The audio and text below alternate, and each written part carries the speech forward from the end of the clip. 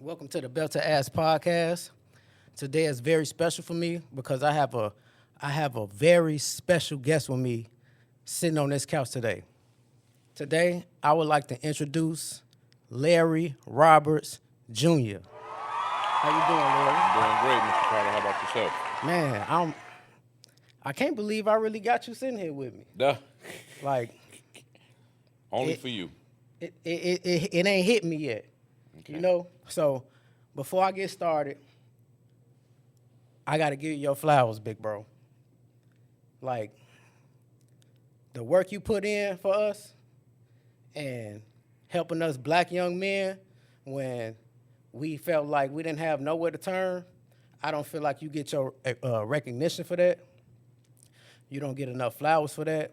And I just want you to know how much you changed my life because I wouldn't have done all of this that I got now if I didn't come to Larry's Barber College.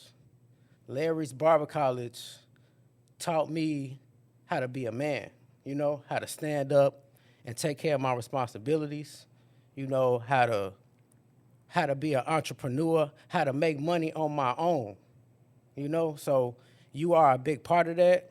I was gonna say, I don't know if you're the first black, like barber college owner.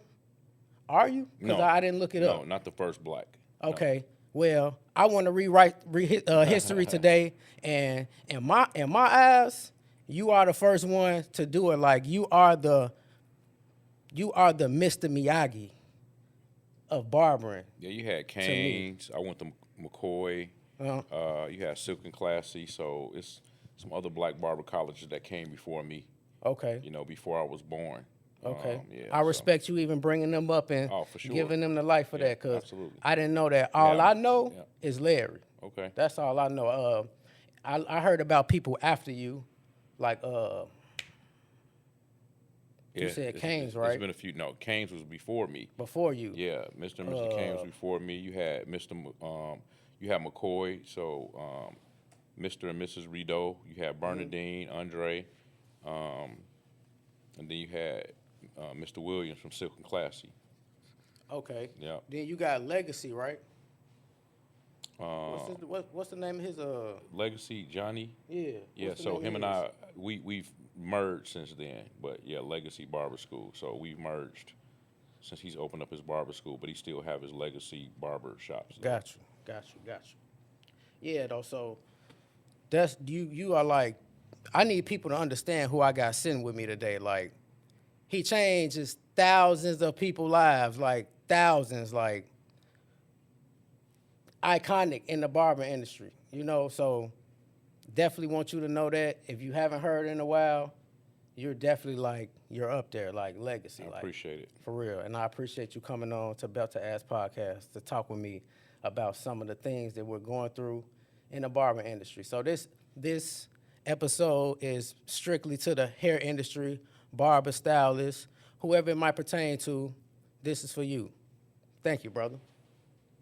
So, I got a few questions for you, man. So I want the people to like get to know you a little bit, the people that don't. You're well known.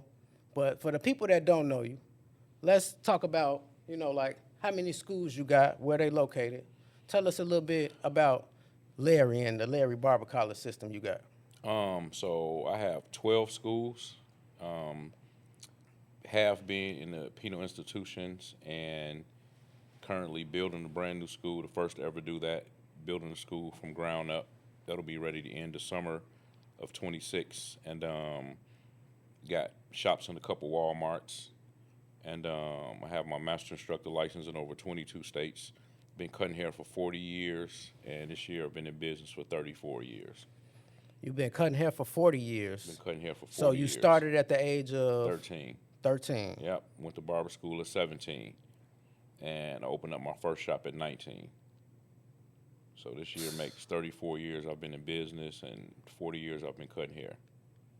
19? Yeah, I'll be 53 in May. See, that's crazy right there. that story right there.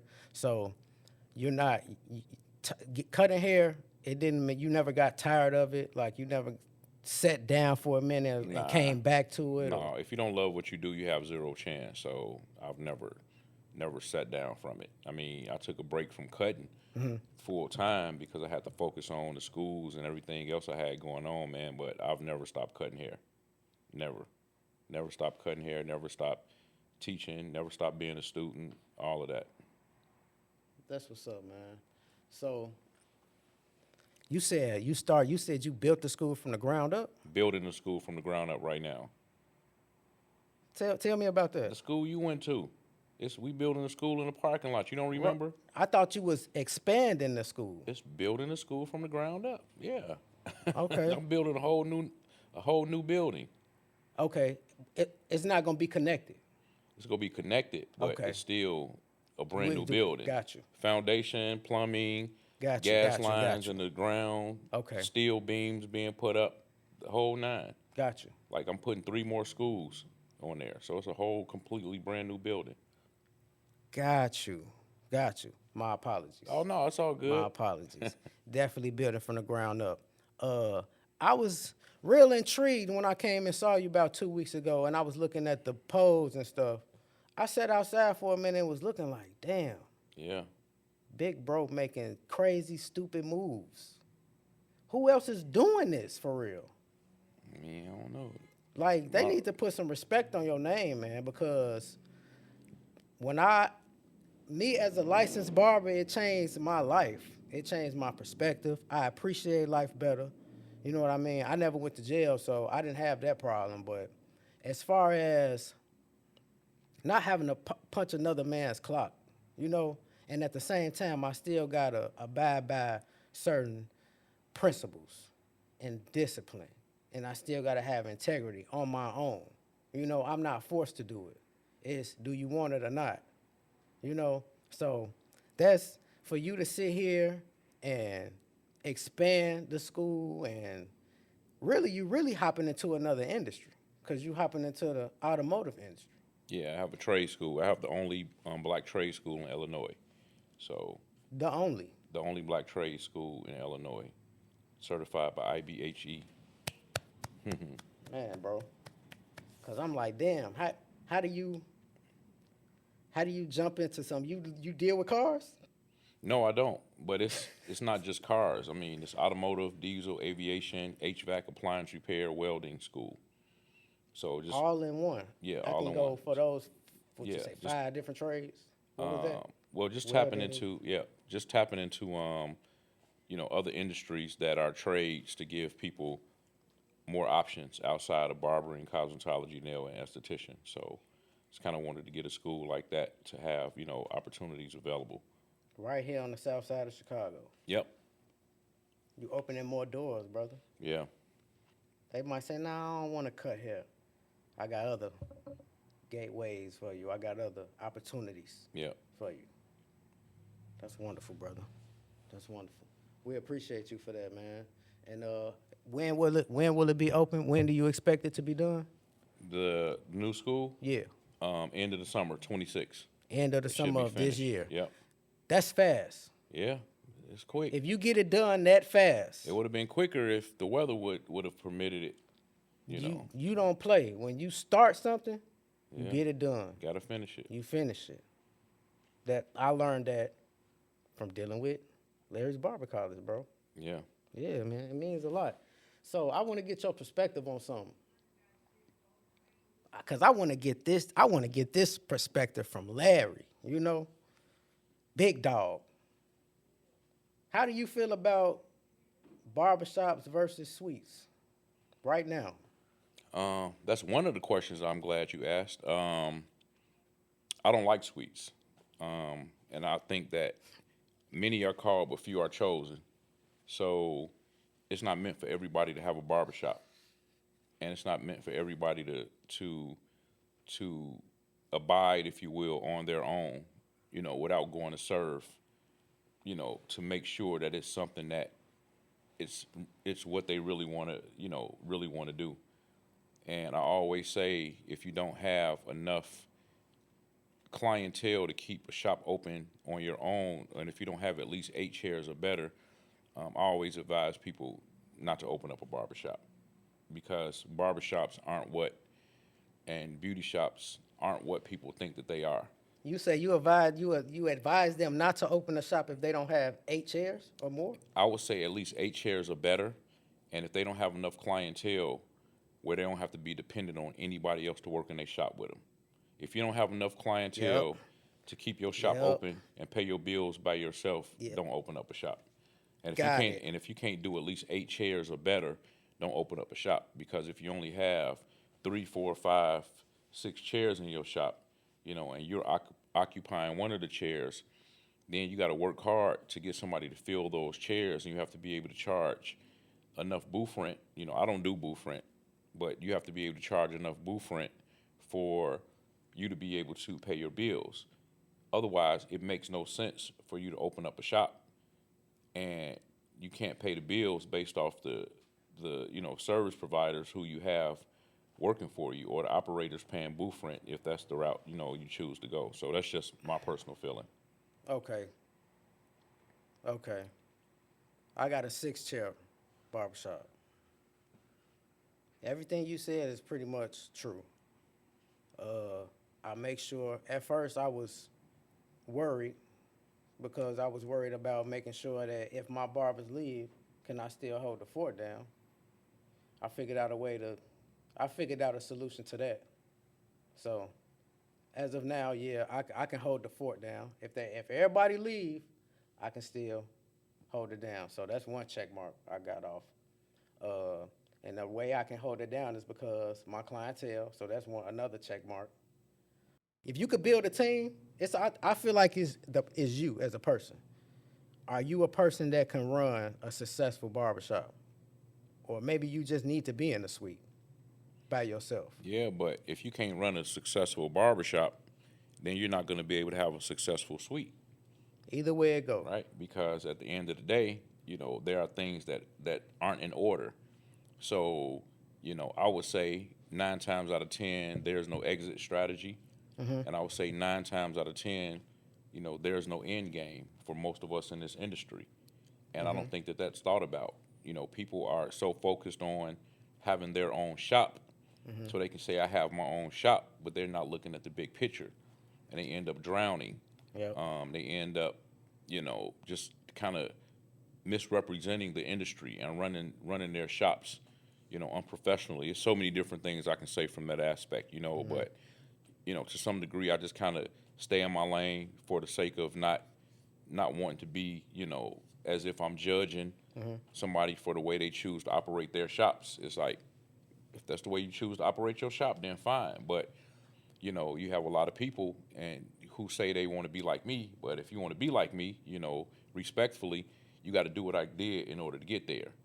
But if you want to do your own thing, then you don't want to be like me. And being like me doesn't necessarily be, I'm walking the same path that you're walking, but, we can have similarities. I call it eat the fish and spit out the bone. So, you may not be able to take everything from me, but if it's something that you can take from me in order to ensure that you can succeed, then, take what you can take, put your twist on there, and go from there. But you can't blame anybody if you're not properly doing the work. You got people that say they want to open up shops, but, they open late, or they show up late, or they do a bunch of things that shouldn't be done inside of shops. They open up shops and they only have one type of clientele because of their postures inside the shop. So all of that stuff matter to me. Man, I feel everything you saying, big bro, Yeah. because I'm going through it. Like it's turning me up because I'm going through all of this that you're saying right now. But you still have to make sure that, and I always talk about, gift and character. We have to be careful we don't allow our gift to take us in place that our character can't handle. And, we may go through things, but you have to go through in order to get to, but it's how you deal with what you go through that determines how you come out. So with that being said, a lot of times we have to look at ourselves and we have to see what are we doing to contribute to why we may be going through certain things that we're going through, and with that being the case, if we don't change it up, then we're going to continue to go through those things, right? Yes. So you can't just say, well, I'm losing money, but you're not looking at the reason. That it's like we're negating the reason that we're losing money, or I'm losing. It's everybody else's fault. Yeah, it's everybody else's fault. But yeah. ourselves. Yeah.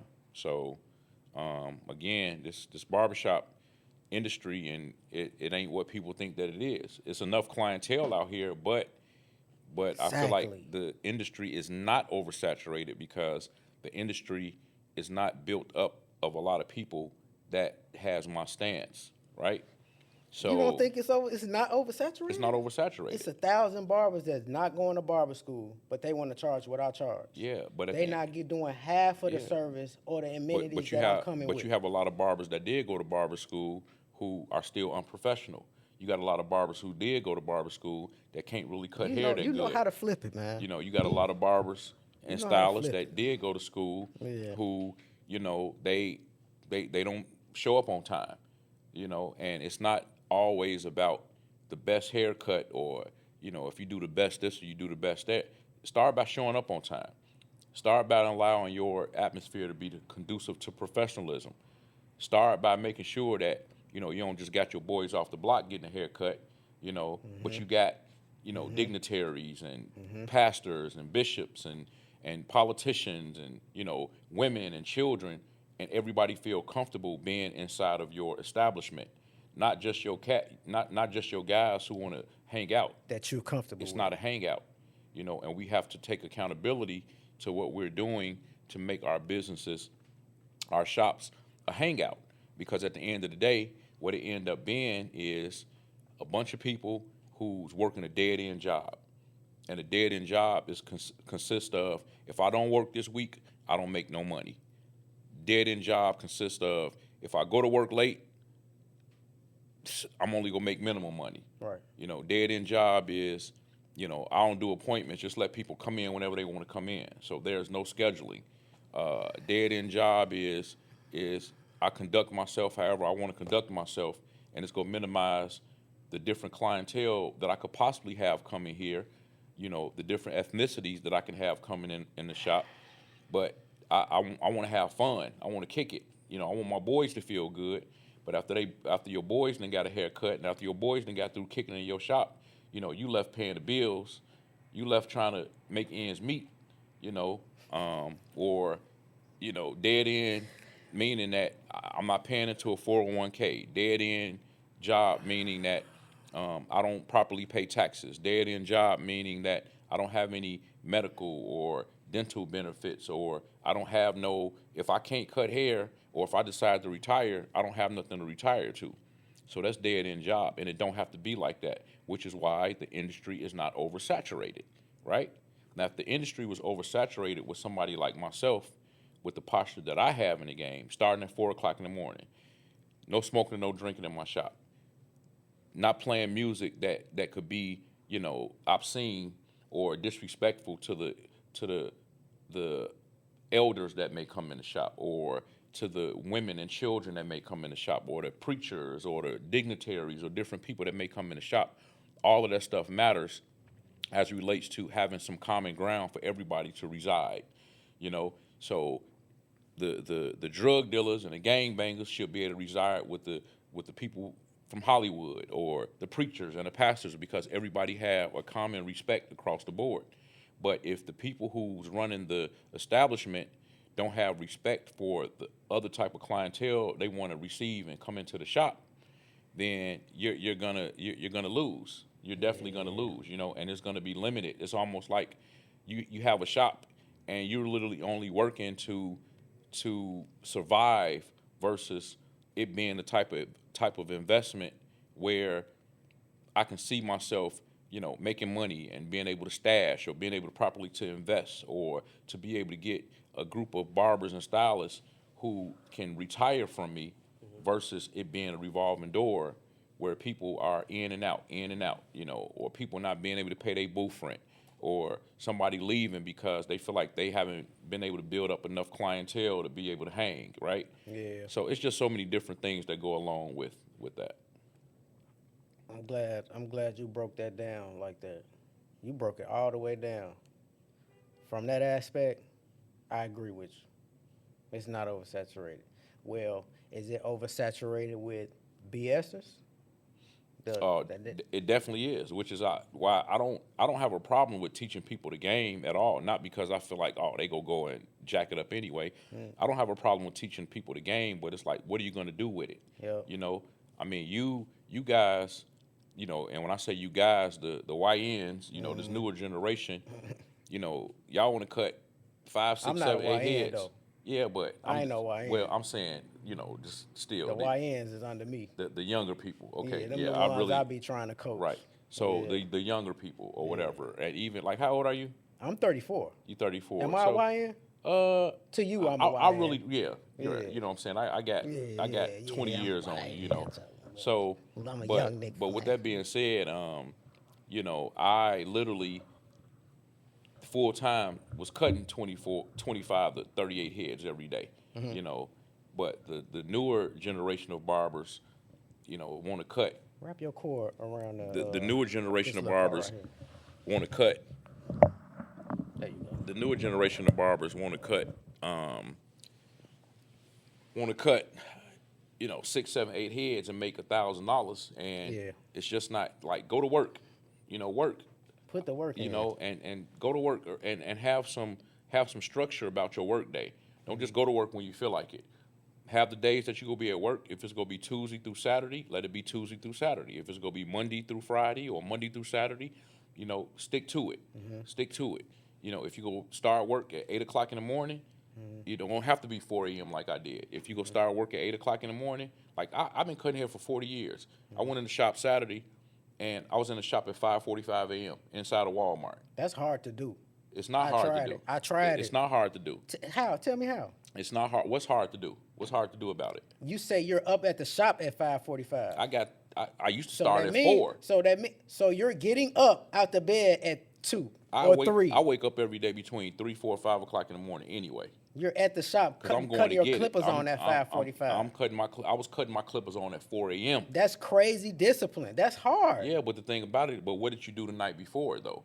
You know what I'm saying? What Yeah, did you do? course. What are you trying to gain? What are you trying to get? I watched my dad go to sleep for an hour or 2 hours and get back up and do it all over again.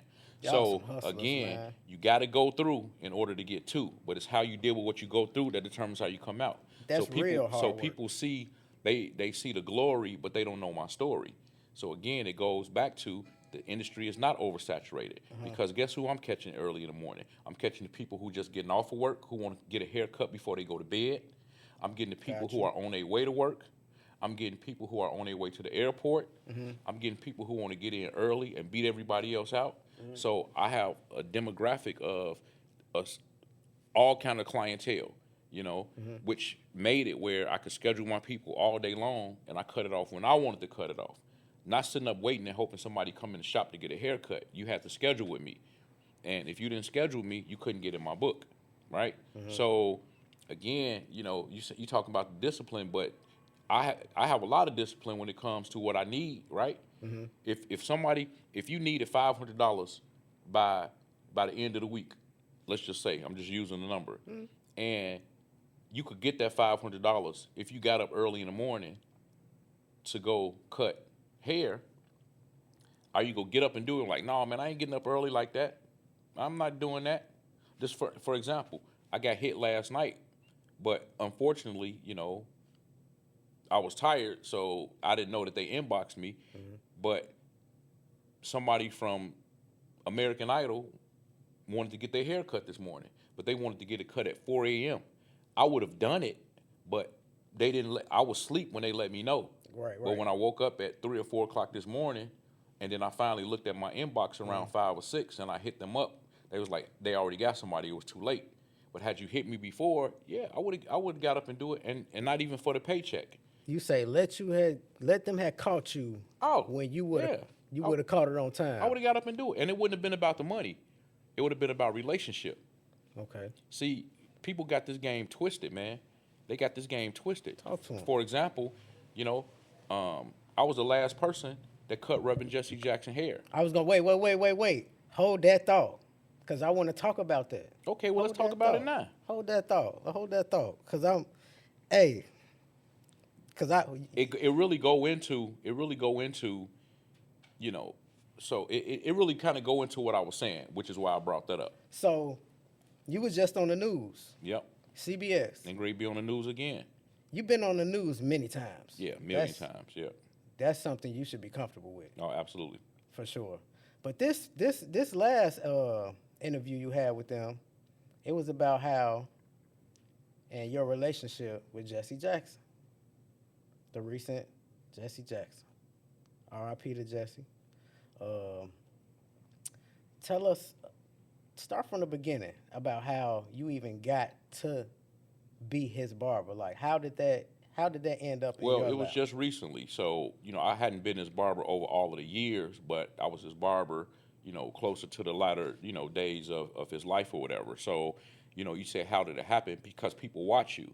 So your posture on social media, your posture when you're in public, your posture when you're speaking, whether it's on TV, on the radio, and people pay attention.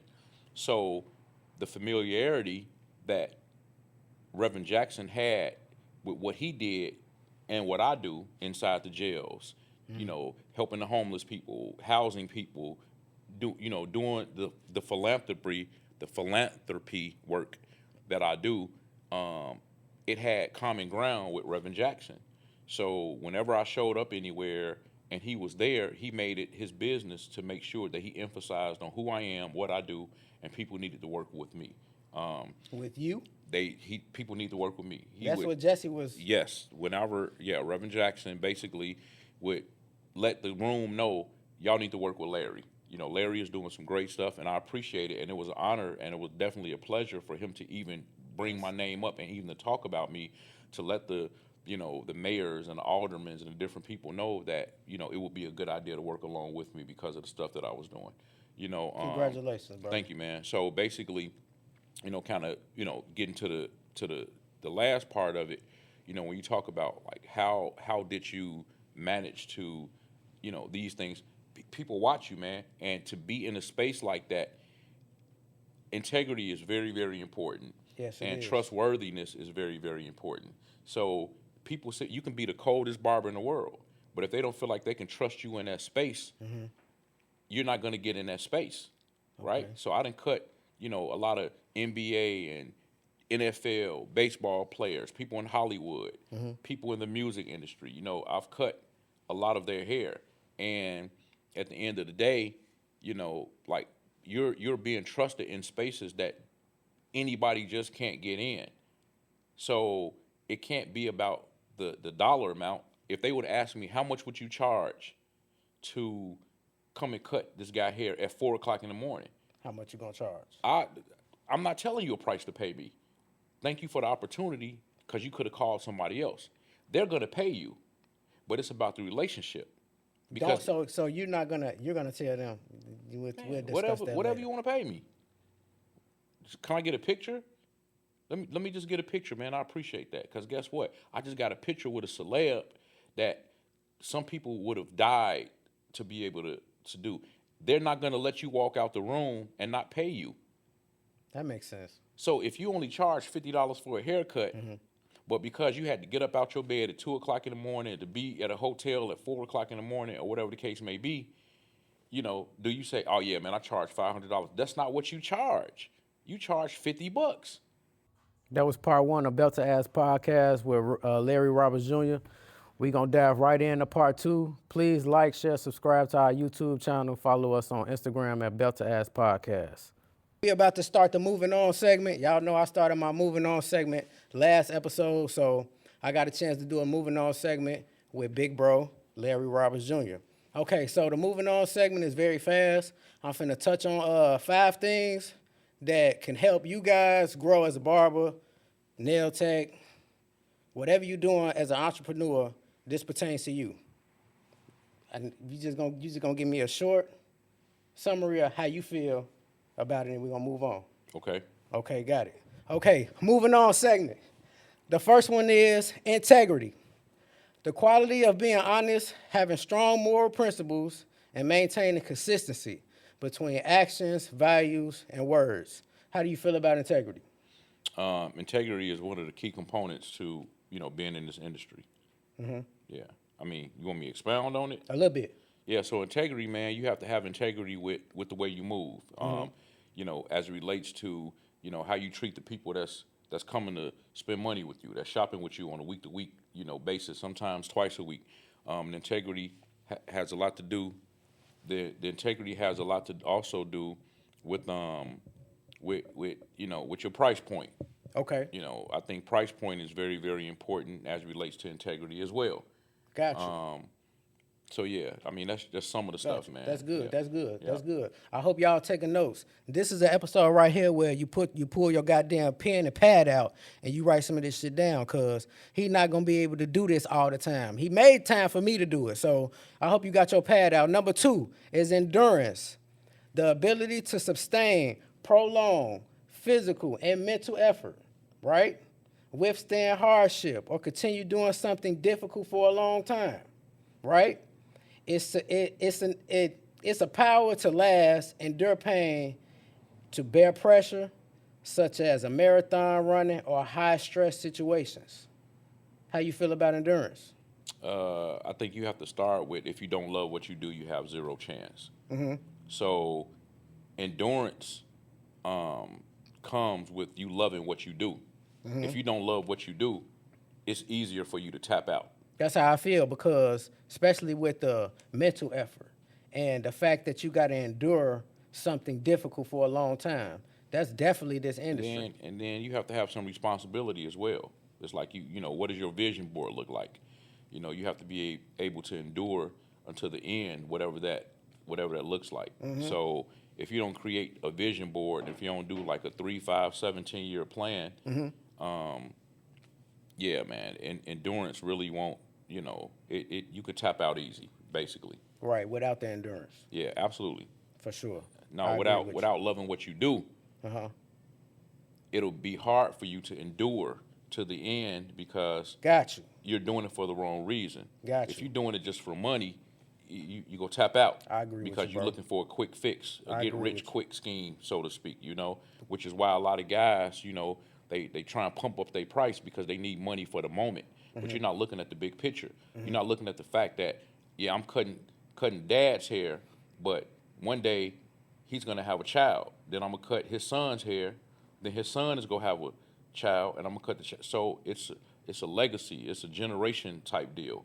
But people think about the moment. So if I have 4 kids, you can't charge me and my kids $100 a haircut. You just can't do that. So that's where integrity kind of tie into, you know, loving what you do as well and all of that. So, Got you, yeah. got you. That's good, brother. That's good. Number 3, techniques. Techniques, a way of carrying out a particular task, especially the execution or performance of an artistic work or a scientific procedure. Okay.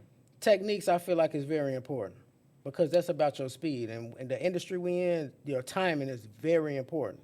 Yeah, well, that's where being in barber school come into play, and the people that be trying to duck haircuts and they think they already know it, and think they too good to you know, set their clippers up because they want to keep their clippers in the car, or they say I don't want to cut no free hair, but then when they get in the shop, They ain't ready. they not ready. Not even close. Because you don't have no speed that goes with endurance. Your technique is whack because of the fact that you didn't take the opportunity. While people, I call it, allowed you to play in their head for the you know, benefit of you learning how to be a professional tonsoro artist.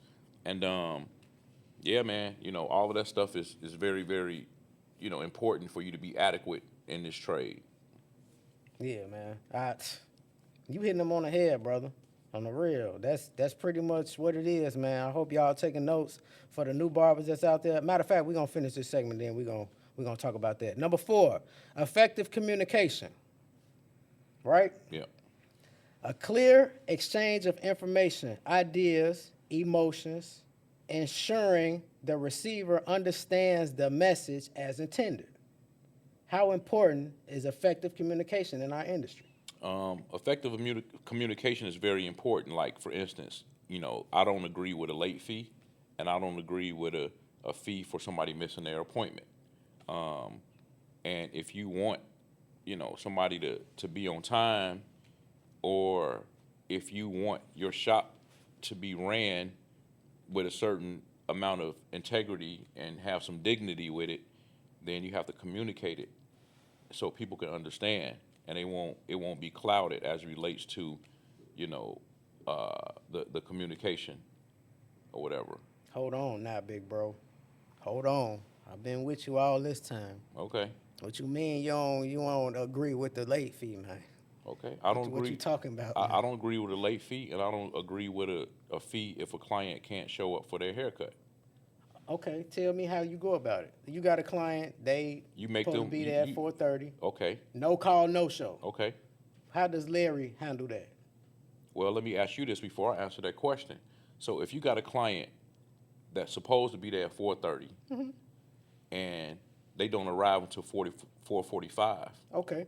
but your next client is not until 5 o'clock. So versus you sitting there for a half an hour telling them they can't get their hair cut, you need the money, right? Just go with me. You need to make that money, right? Yeah, I'm go with you. You need to make that money, Yeah, I need that bread. Okay. and you don't want to sit there. So you want to try and make up the time if you can, but your next client is at 5 o'clock, Which is 15 minutes. which is 15 minutes. I can't cut your hair in 15 minutes. Depending on the haircut. If it's a quick little ball fade on the shorty, or if it's a quick ball fade, and if your technique is in order, right? We said endurance, all right. If your technique is in order, and you can take one pair of clippers like I can with a brush, and knock it out, no guards, nothing like that, and line them up. Who doing that, man? I'm doing it. You are the only one. I'm not the only one. There's other people that can do it, right? Because all of the other stuff comes along with it, right? So, to my point, which means that there's a good chance, because of the fact that you don't want to miss out on that money. Okay. There's a good chance because of the fact that you don't want to sit there for, a half an hour, waste your time, because you need the money. Okay. But your next client is in at 5 o'clock. Right. But you don't get done with that one you took because he was late until 5:15. Which means what? He waiting. So the one that's on time, that's supposed to be there. So now you got to pay him a late fee because you was late. And then now your next client that was supposed to be at 5:30, you're not gonna get to him at 5. Right. So you got to pay your next 10 clients a late fee because that one person messed my line up. No, he got to pay it. Well, no, because at the end of the day. Okay, so how do you? What's the solution? So again, the solution is that make it where people march to the beat of your drum, and we talked before about effective communication, which means that they got to understand. Hey, man, if you're late, you're gonna throw me off, and if you want to stay on my book, you got to do your best at being on time. But you still have to give an account for the fact that if you done cut 10, 15, if I done cut 20, 25 heads for the day, you can't expect for me to be Johnny on the spot on time, because guess what? I haven't eaten. When I was cutting full time, talk to him. I ain't had nobody to go get me a bottle of water. Man. I need to try and figure out when I'm gonna take. I started saying at 1 o'clock I'm gonna go to the bathroom and take a bathroom break, but I still don't end up taking a bathroom break until 4 o'clock because I'm trying to stay on schedule. For sure. So as a human being and ergonomically, I'm gonna be off my square as well sometimes, right? And then when you want to charge a person a fee for not showing up, I've been shopping with you for 3, 4, 5, 10 years. Yeah, that definitely matters. That definitely matters. So how are you going to charge me a fee because I couldn't come and get my hair cut today? I fell sick. Something happened that permitted me from not, but I'm normally showing up for my haircut. I'm not charging you no fee for not showing up. Yeah, of course. That's bogus. Yeah, that's and I'm not charging no late fee, because guess what? If I charge you a late fee, that means that everybody who I was late because I was late, I'm supposed to pay them a late fee. So you can't be you can't be a hypocrite about it, right? So you can't position yourself where somebody can call you on the carpet because you're late, because now you're going to get into an argument with them, and you're going to want to throw your weight because of the fact that, well, man, you want your, no, that ain't right. It's not right. So miss me with that late fee stuff. Be okay with the fact that this person is the reason, this person is the reason that you are able to have your being. This person is shopping with you every week and it's making it possible for you to pay bills, pay that car note, pay that house note, to have the fine things that you want to have, right? Okay. But people don't think about it like that. They just thinking about the money aspect of it, but they're not thinking about the longevity that you have with that client that can go to anybody else to get their hair cut. And at the end of the day, the money that we're charging nowadays, you can have a good 50 to 75 people on your books, and you can make 6 figures easy. And if I was to break it down, if you charge the average haircut nowadays is about $50, right? Stop nickel and diming your clients. Oh man, you want the sponge, that's an extra $5. Well, if you want me to put the razor on there, man, that's gonna be an extra $10. Oh man, if you want me to shampoo your hair, that's gonna be, if you charge 50, 75, $100 for a haircut, if that's what they want, if they need some enhancements, if they got a bald spot, they need some, whatever that looks like, stop nickel and diming your clients for every a little. What you need to do is that make it where within that half an hour or 45 minutes, you can get that client a haircut and you can count. So let's just say $50. If you charge $50 a head, 15 heads a day, Let's do the math. 5 days a week, Take them to school. that's $3,750 a day, where you working 5 days a week for let's just say the 10-hour day. Yes, if sir. you schedule every half an hour and you schedule your clients in a space where it makes sense, right? So when I say you schedule them in a space where it makes sense, if your first client is at 9, you make your next client at 9:30, you know if you can get that client in and out at 9:30, because you might have to schedule somebody for 9:45, depending on if they got a fro that they want shaped up perfect, if they got a beard, if you got a diet, whatever the case may be. Right. So you give and take as far as your time is allotted, right? But if you do 15 heads a day, 5 days a week at 8 to 10 hours a day, that's really like a regular work day. You done at 5 or 6 o'clock in the evening. That's $3,750 a week times 4 weeks. That's $15,000 a month. If you just cut it down to 10 heads a day, 5 days a week, and you still want to do an 8-hour day, that's $2,500 a week at $50 a head. We got all these weekend barbers though, big bro. They don't want to cut 15 heads on a Monday, on a Tuesday, on a Wednesday. Well, that goes back. No, I'm saying Tuesday through Saturday. I'm not saying not even Monday. You off on Sunday and Monday. I'm talking about Tuesday through Saturday. Tuesday through Saturday. But see again, but again, it's a mixture of clientele. If you only got the guys off the block who don't get up to 11 to 12 o'clock, they only get their hair cut on the weekend. Well, whatever the case may be, but that's why you want to get other people. You want to get the mom and pops. You want to get the people who don't care about what day of the week they get their hair cut. You want to get somebody hair, you know what I'm saying, who you got clients for every day of the week, man. It's just simple as that. Yes, you do. I'm glad that you're saying it, because for me, I feel like I'll get good information from you, good, you give me great advice. And when I say it, it's like it don't mean shit. I guess it's the messenger. I would just great say that. I mean, you got, and no offense, it could be a situation where, it can't be do as I say, but not as I do, right? You have to be an example. I started a lot of people that cut hair at 4 or 5 o'clock in the morning, like Bear, Mr. Ewing, right?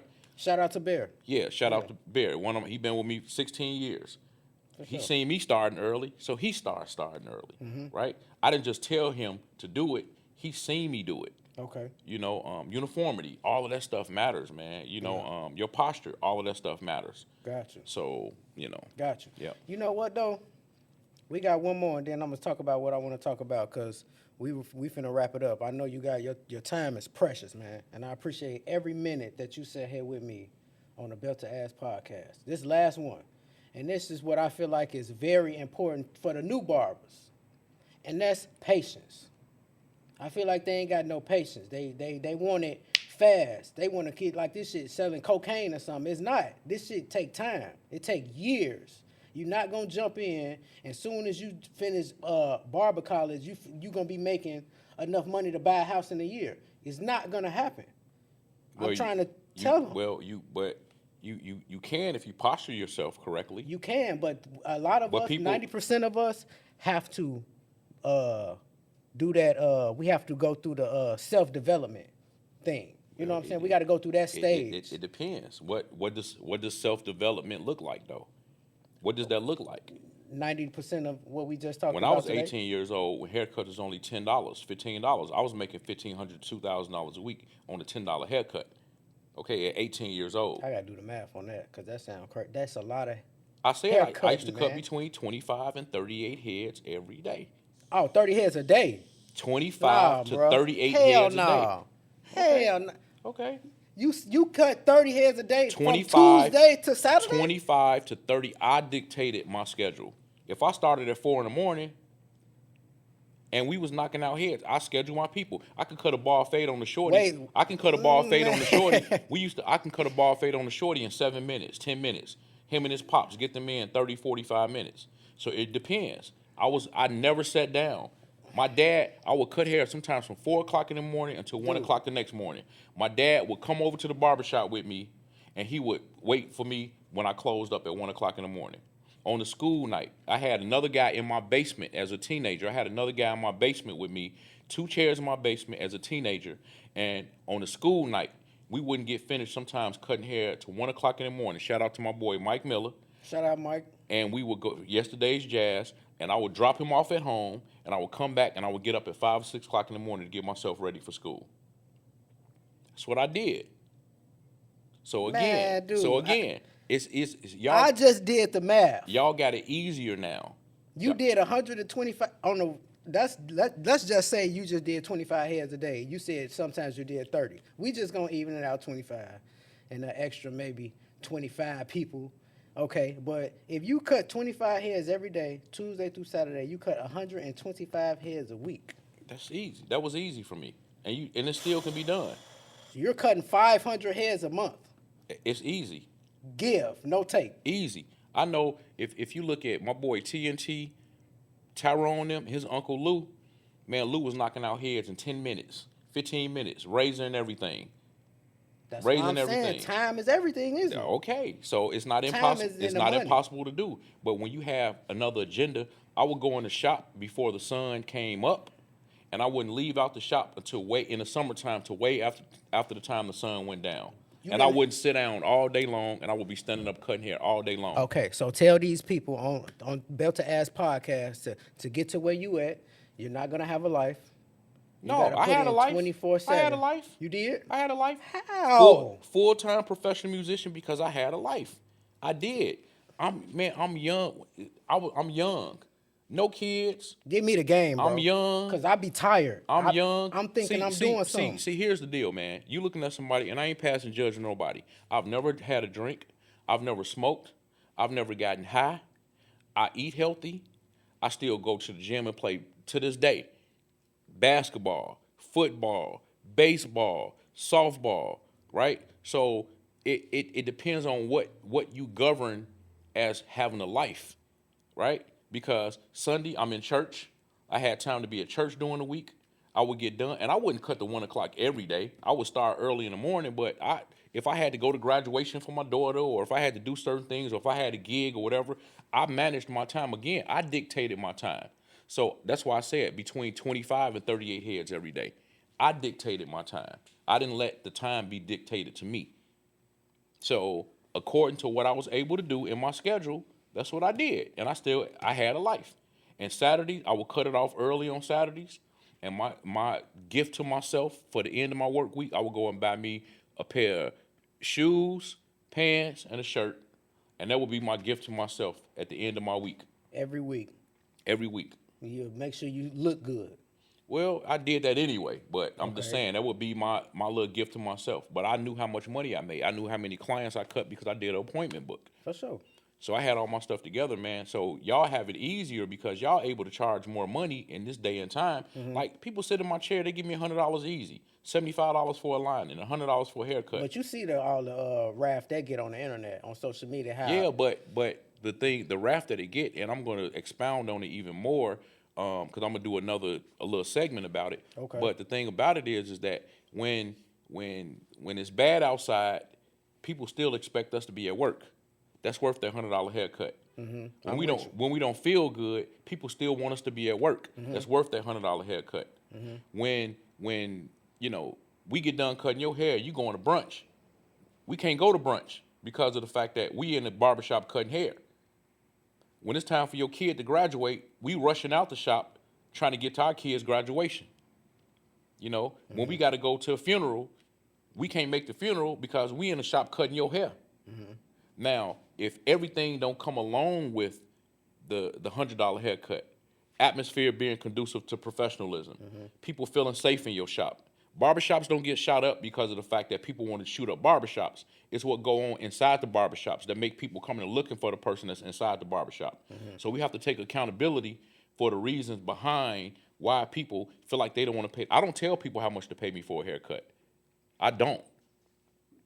I tell people, hey man, whatever you want to give me. Whatever you want to give me. I guess it's because it's the level you want. Bro. I just did a beard and basically like a line and a shape up. Took me all of 20 minutes. On a celeb. $300. Easy. You not cutting regular people either though. Yeah, but all of my clients I consider celebrities to me. But that's how I feel. But the fact that they can depend on me, I'm there. I'm not smelling like weed. I have some uniformity. The music is suitable enough for them to bring their daughter in or their son, and they don't feel away. They can bring their mom in. They can send their wife in. Ain't nobody trying to get with their wife. All of that stuff matters as it relates to why I'm going to pay this money for this haircut. You make them want to pay you. Absolutely. And you might not even be the best barber. Okay. But if I know that, hey, man, I don't have to call and see. I made an appointment with Larry at 5 a.m. I don't have to see if I don't have to call him and say, man, are you sure you going to be there? They know they can depend on me. Because guess what? They can ready to get married. They can ready to go out of town. And they got to look the part. And they know that I'm not going to flip. Even if I'm sick, I'm going to show up to cut their hair. They can depend on me. So it's worth that $100 haircut. I don't charge $100, but if somebody want to pay me $60, $75, or $100, they know with my tenure in cutting hair and what you know you're going to get along with the professionalism, they run that $100 without a problem at all. I learned a lot. Thank you, big bro. Yeah, for sure. Thank you for sure. That was the moving on segment. We did not move on. That took some time. But, hey, I swear to God, I love it. It went exactly how it was supposed to go because I got young generations that need to hear this, man, coming from the GOAT himself. You know what I mean? Yeah, but they got to be doers. They got to be doers. They got to be doers. They can't just listen to it. So basically right now I'm leading them to the water. It's on them to drink, you know, and that's it. That's the end of the moving on segment. I appreciate you. I just got a few more questions, and then we can wrap it up. My thing about this, and we can make it fast, okay? Does it upset you when barbers treat the industry like a side hustle? Yeah, it do, because it's not a side hustle. No matter how bad no matter how bad the economy get, we're gonna eat. You know, I mean, you know, you're gonna have to get your hair cut. You're gonna get your hair done. You're gonna get your nails done. You got to have things done, no matter how bad the economy gets. So treating it like a side hustle is all of the stuff we talk about: posture, integrity, all of that stuff. Yeah, it's not a side hustle. It's not at all, because you are like the bear witness to it. Like, you know. Yeah. Like they see it. Yeah. I see it. Yeah. I've changed, and everything changed around. It's over a $600 billion industry, right? You know? Yeah. And the same people that talk about us, but we make it a side hustle, and people minimize us because of the fact of our postures. Yes. That's why people minimize us. Yeah. I don't care how we look at it, it's our posture. Yes, it's our we have to fix that part. That's on us. I agree. And I'm doing what I can with me and my team, and I beat this into them every day. Like, you know, we doing okay, but we could be doing a lot better. You know what I mean? So thank you for that. Because really, you could buy a house, cars, everything that you can do with a job, you can do right here with barbering. You know, you could take away the stress, and you could set the tone. You know what I mean? And I love that. Like, I would never, ever treat it like a side hustle. And I feel disrespected when I have a barber in my presence treating it as such. You know, I get on them. Like, dude, it's what you make it. I'm a prime example. If you just look and sit back and look at where I've came from, you know, you can see that you can change your life, your kids' life, everybody around you off of this. All you got to do is be willing to get a barber's license, which they don't want to do. And I feel like they don't want to get a barber's license because a lot of us are scared of the responsibility of it. Well, it don't make, I mean, you should be scared of the responsibility even without a barber's license, right? But they should be scared. They should be scared not having a license, because you can go to jail without having a license. So they need, if this is what they want to do, and if they build their life, and if this is the career that they choose, get your license, because the police can come in and ask you for your license, and if they choose to, they can take you off the jail. But that go back It's to the considered a misdemeanor. that go back to the suite, big bro. I feel like they in the suite because they had it. It don't matter. They had it. You know you can hide in the suite. Yeah, You don't get it. You ain't really got to promote yourself like this. Storefront. But the thing about You can hide. But who are you servicing in the suite though? How much money are you really making in the suite? In a suite, you paying $300-400 a week to be in a suite. So it's almost like you paying to be in a commercial in a good place. suite. Because you know, it's people out here making cribs suite. They making a bedroom. Whatever. They build a bedroom out and then make it a suite. But still look at, so you can't let Bobo come to your crib where your family is. Mm-hmm. So how long do that last, right? Mm-hmm. And you can't, like, yeah, you can have a business anywhere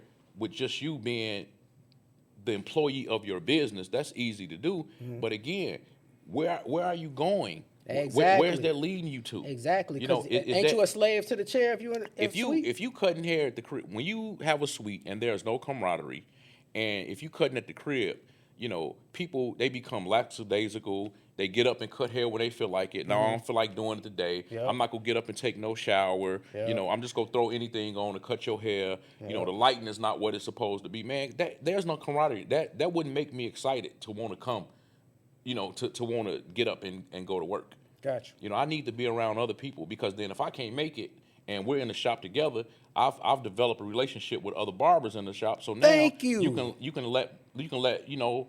Thank man, you. My guy cut your hair. I'm Thank not gonna be you, here bro. this week. That's all I You know? want. Yeah. That's all my point is, bro. Exactly what you just said. The suites is cool, but if you want to grow and expand and make some passive Now, income, I'm not saying people can't survive in suites, but it depends on your on your your posture. long No, term. it depends on your posture. If you one like myself, who get up, like, I don't cut hair right now because I have to. I cut hair because I love to cut hair, right? I would love to have Saturdays off, which is why I go in early, and I might get off. Like this week, I didn't leave the shop until 2 o'clock, you know, from 5:45. So at the end of the day, you know, you can be successful in a suite, but you know, how long honestly do that really last? Because you paying all of this money to be in the suite, and you're not really, you know, you may be making some money, but then you have some people, they want to be around other people. They don't want to just be just you and that person, and you can find yourself dragging if you don't properly do appointments. So now you cutting one head every hour, hour and a half. You in there by yourself, you bored, you ain't feeling it no more. You sick, man. There's so much stuff that come along with that. But if that's what they want to do, have at it. well, there you go, y'all. I mean, that's the best advice I could give you. He listened to the guy that's very successful. How many cars you got, bro? I want to get personal with you a little bit, man, because I know you got that G-Wagon. No, I got the put it this way. Rolls. I got You some got nice the- cars. I got some nice cars, and I have some business vehicles as well. You know, shuttle buses and vans and stuff like that, man. So How could I forget? How could I forget about so the? basically, you know? what afforded me to be able to, have these type of, and I've driven nice cars pretty much, for most of my life, but cutting hair, allowed me to be able to pretty much get whatever I wanted to get. You know what I'm saying? Sure. So, you don't flaunt none of it. Nah, it makes no sense to do that, man. Because you do it because you really love you enjoy the experience. Yeah. You're not doing it to showboat. Yeah. You doing it because when you get into these fancy cars, this is what you worked for this. Yeah. Yeah. I'm the same way. People see the glory, but they don't know the story. I started off as one of the showboat though. I started off as one of the show these people that I was the underdog that came out on top. I got past that. It was a quick phase because none of that matters. It's about making myself happy, leaving something for my kid, and having her see how I am growing up so she can follow my footsteps. Yeah. My daddy was working every day. My daddy had a shop. My daddy had a clothing store. My daddy, she gonna remember that as she get older, So, yeah, I appreciate that, man. I got one more question, and then we done, man. And this is the last question that I want to end this segment with. I got a problem, and when I think about it, you know, with a person, you build up a lot of people. You know, you've including myself. So when you build someone up, you know, they mindset and everything to do better, and they end up leaving you or departing from you and act like that you didn't contribute to their change, their mindset and everything. Like, have you ever had that happen to you? Of course, of course. But why would I worry about that? You know, the Bible says, "Train up a child in the way it should go, and when they grow old, they will not depart from it." Right? What that basically means is that I taught you everything. We taught you everything that you need to learn in barber school. And if you choose not to go that route, when stuff don't work the way you want it to work for you, then you got to go back and grab what you were properly taught, and you got to put that into place, right? Mm-hmm. But unfortunately, it's not too late. But it's almost like had you just followed the blueprint from the beginning and eat the fish and spit out the bones, you would have been a lot further. But it's almost like, I'm gonna give you an example. When I used to put together like tables when I was young and put together things, I would look at the box and I would try and put it together according to it, because I didn't want to read no instructions. I look at the box and let me just take the pieces. Everybody went through that. But then you got these 6 little wood pieces and these 6 little pieces left. And it was like, man, what is it? So now you got to unpiece all of this glue that you done did instead of just reading the instructions. We don't want to read the instructions. We want to just look at the front of the box and put it together the way we feel like we want to put it together. But we don't want to go through nothing, which is why I say you have to go through in order to get to, but it's how you deal with what you go through that determines how you come out. Oh, boy. Like, slow down. You're going to get it. Yeah. I didn't understand why it took me so long to get where I had to get, where I was going. But had God given me in my early 20s what he's given me and showing me now, I might have messed up the opportunity because I really didn't know how to handle. Yeah, I was a good steward. I had integrity the whole 9 yards. But because of where God has taken me, I had to really be able to handle the type of money for sure and the people that God was going to have in front of me. Yep. So you saying that to say I had to go through in order to be as frugal as I am right now. I had to go through in order to be able to handle building a new school. I had to be, I had to go through in order to be able to say I have 12 schools and I have shops in a few Walmarts and I have a trade school and I have this and I have that, right? I had to go through it. 12 schools, real quick, tell them where. Because they're not just here in Chicago. No, not here in Chicago. You got Rockford, you got Joliet, you have 79th, 63rd in Inglewood, you have Woodridge, you have 105th in Halsted, you have Cook County Jail, you have 3 IDJJ locations, you have DuPage County.